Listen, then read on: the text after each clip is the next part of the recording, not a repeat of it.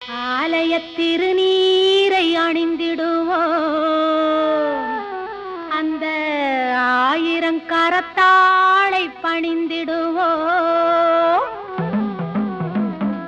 ஆலய திருநீரை அணிந்திடுவோம், அந்த ஆயிரங்கரத்தாளை பணிந்திடுவோம்.